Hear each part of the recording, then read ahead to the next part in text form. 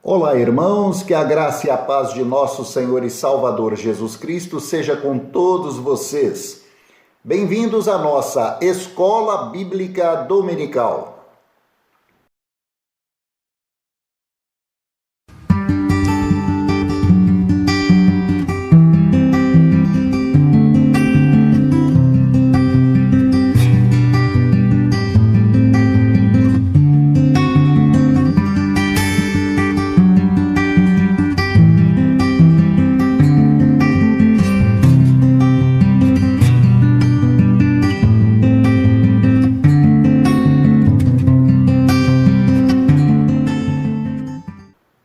Nós estamos no terceiro trimestre de 2022, esta é a nossa lição de número 20, cujo tema é Cristo, Arão e a ordem levítica.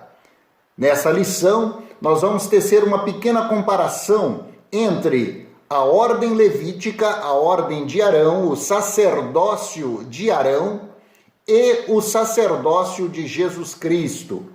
Antes de nós darmos início a essa lição, vamos fazer a nossa oração. Aonde você estiver, curve a sua cabeça, feche os seus olhos e vamos falar com Deus.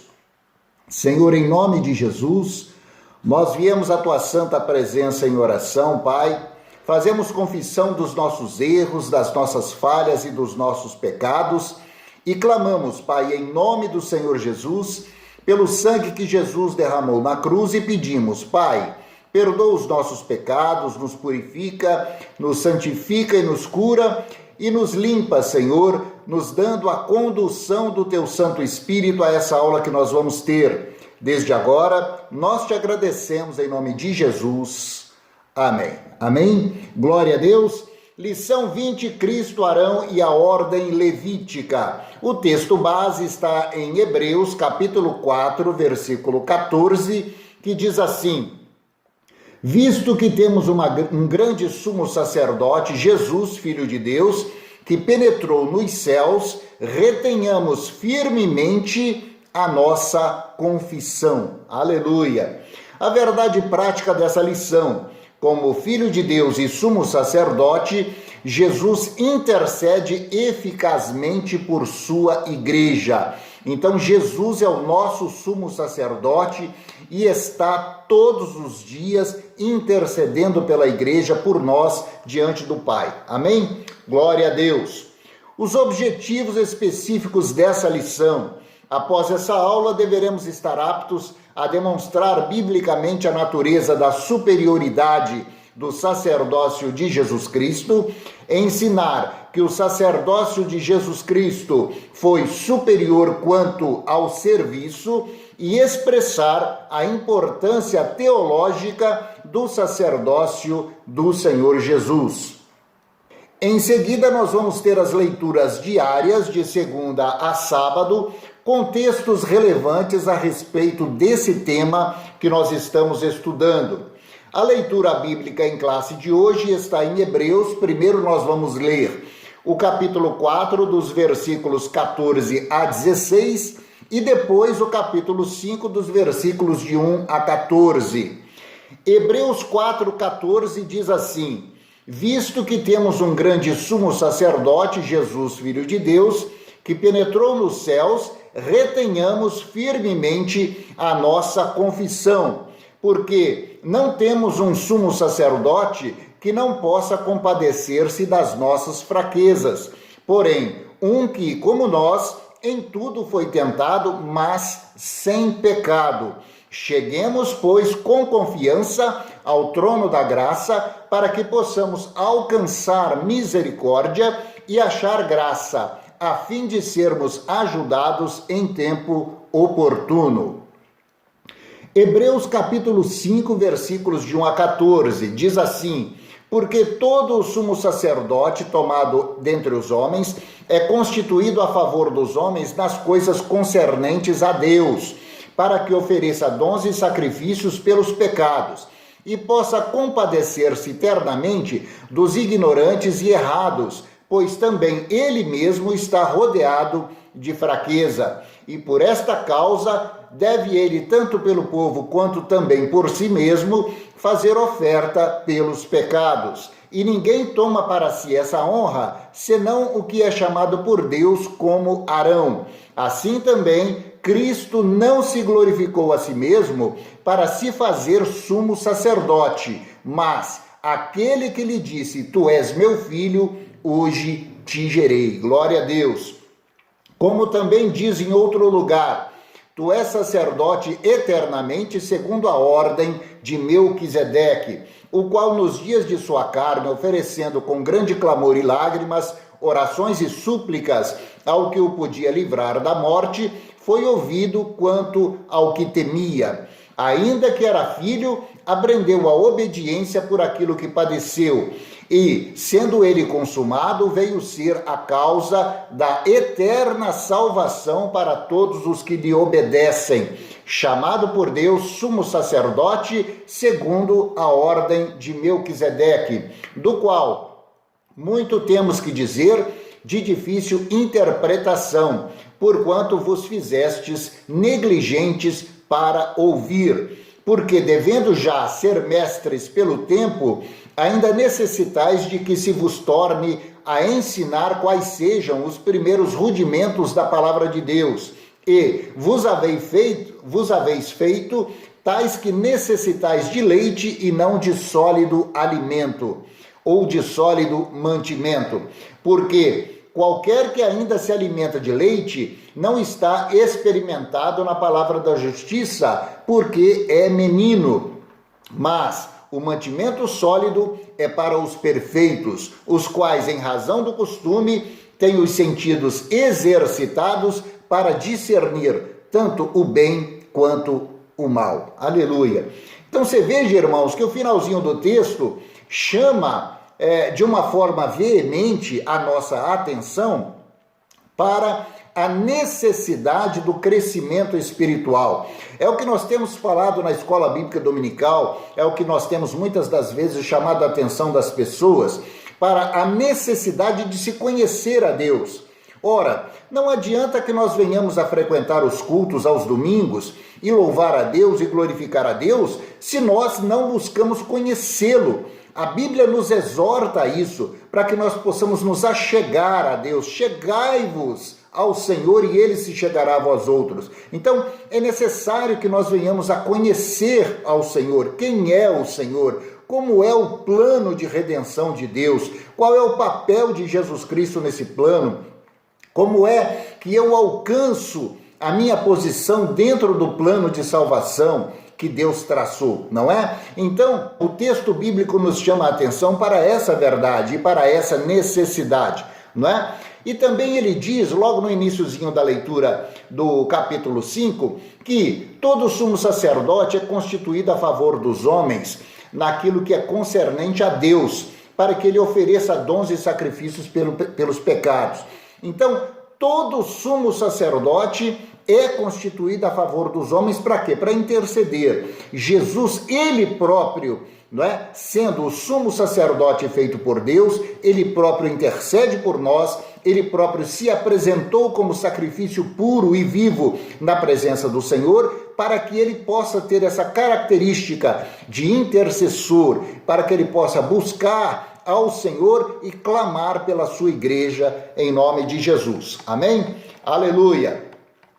Interagindo entre nós, Hebreus 4:14 a 16, talvez seja a passagem mais enfática acerca da perfeição do ministério sacerdotal de Jesus Cristo. Ali o texto apresenta o Senhor como um sumo sacerdote capaz de compadecer-se das nossas fraquezas, porque ele havia sido tentado em tudo. Com base nesse fato que o autor aos Hebreus encoraja os cristãos, cheguemos, pois, com confiança ao trono da graça, para que possamos alcançar misericórdia e achar graça, a fim de sermos ajudados em tempo oportuno.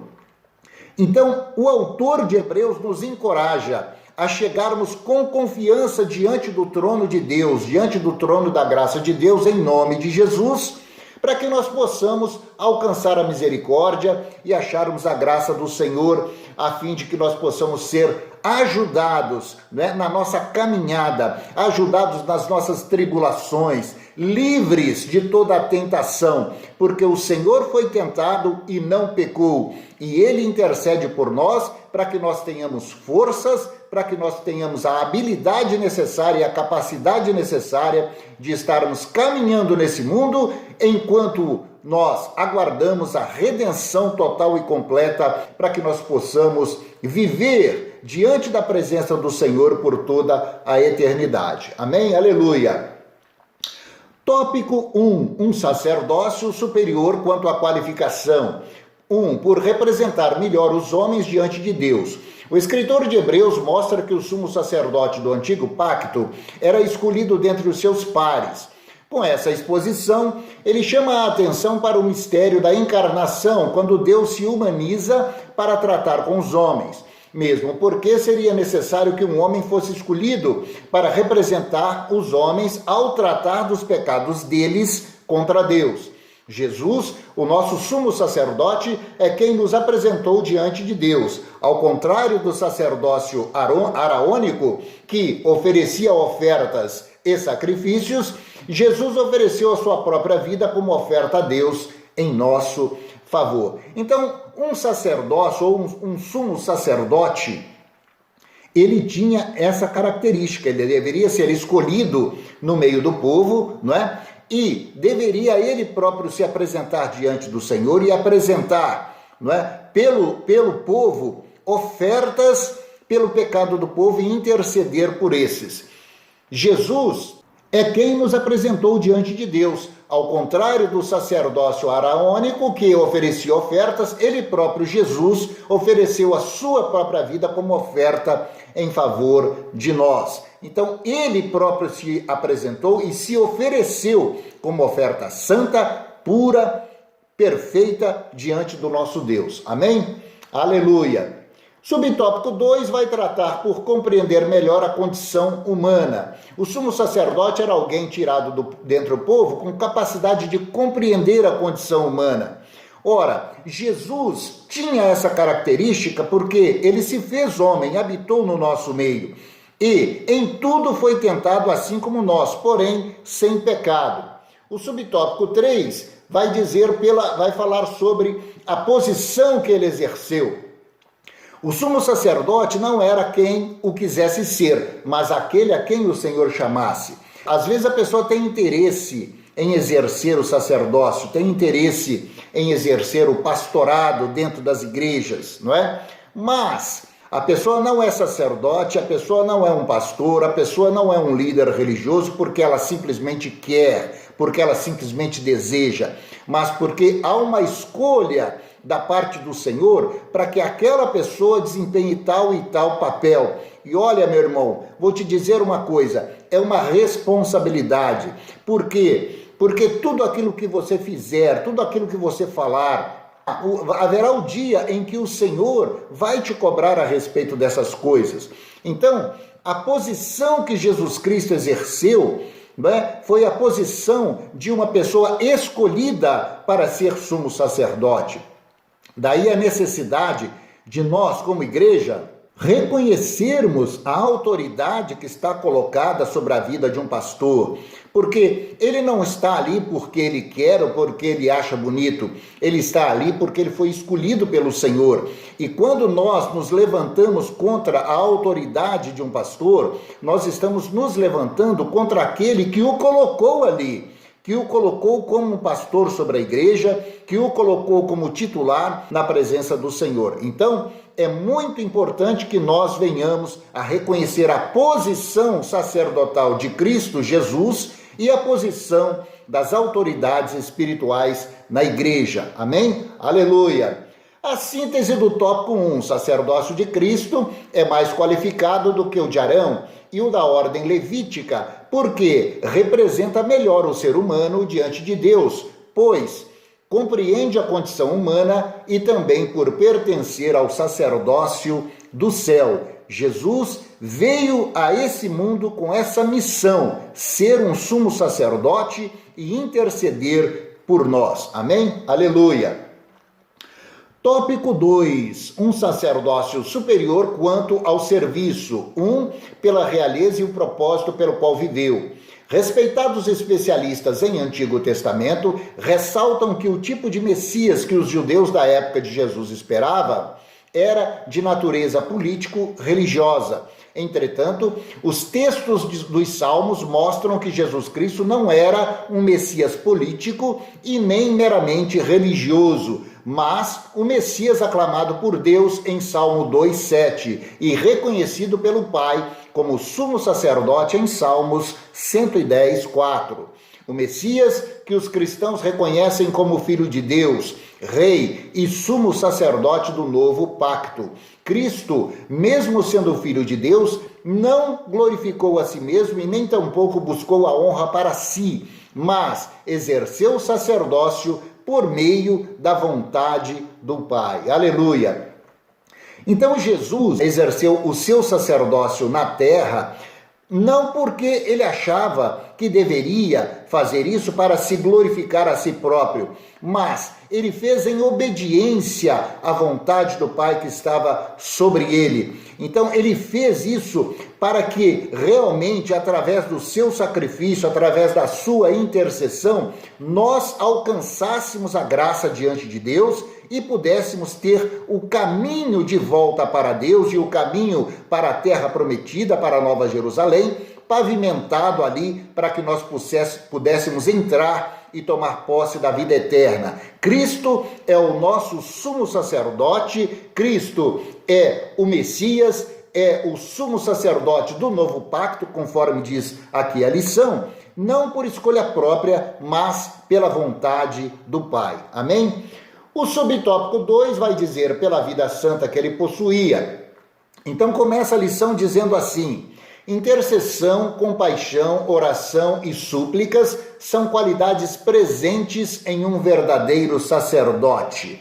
Ora, a pessoa que não gosta de interceder, que não tem compaixão pelo próximo, que não ora, que não lança súplicas na presença do Senhor, ela não tem características para ser um sacerdote, ela não tem características para ser um pastor, ela não tem características para fazer a obra do Senhor. Por quê? Porque quando a pessoa realmente tem interesse, tem desejo e sente o chamado da parte de Deus, ela tem que buscar se esvaziar da sua própria vontade e deve olhar para as ovelhas do Senhor. Certa vez, Jesus, virando-se para Pedro, perguntou a ele: Pedro, tu me amas?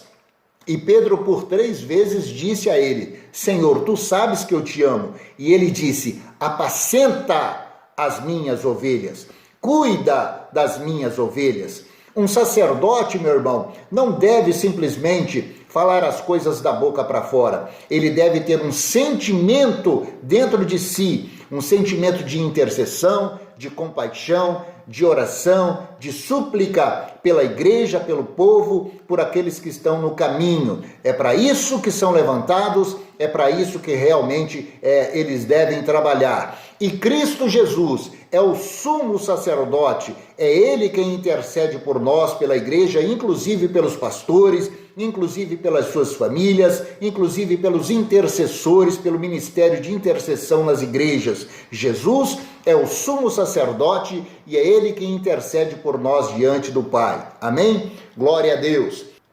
3, pela submissão que demonstrou. Então Jesus, nós vamos ver nesse subtópico que ele se submeteu, se sujeitou à vontade do Pai.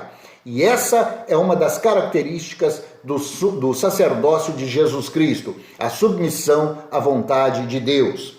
Síntese do tópico 2, a realeza, o propósito pelo qual viveu, a vida santa que possuía e a submissão demonstrada no seu ministério apontam para a superioridade do serviço de Cristo. Amém? Louvado seja o nome do Senhor. Tópico 3, um sacerdócio superior quanto à importância teológica. 1. Uma doutrina transcendente. A última parte de Hebreus 5, 11 e 14 forma um parêntese feito pelo autor para chamar a atenção da importância da compreensão da doutrina sobre o sacerdócio de Jesus Cristo. Essa compreensão era de suma importância para o viver cristão, mas A falta de crescimento por parte dos leitores tornava difícil o entendimento. Era uma doutrina que transcendia em muito aqueles princípios formadores da fé cristã. Requeria maturidade, que só seria possível se eles exercitassem as suas mentes na meditação da palavra. É o tal crescimento que nós chamamos tanto a atenção da igreja que é necessário. Irmãos, nós precisamos conhecer a Deus, crescer no conhecimento de Deus.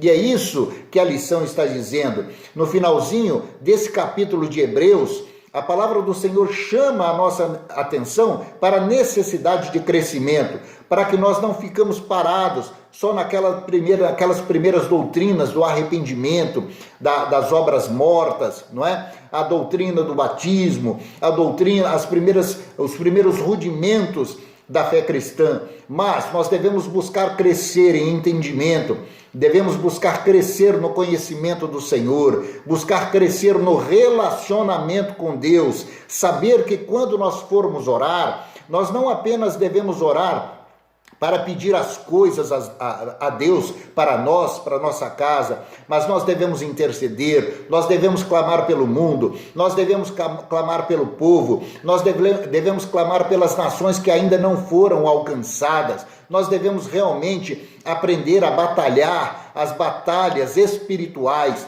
devemos realmente ter esse entendimento para que nós possamos crescer em conhecimento e aí sim podermos ser usados por Deus em todas as áreas da missão. Amém? Em nome de Jesus.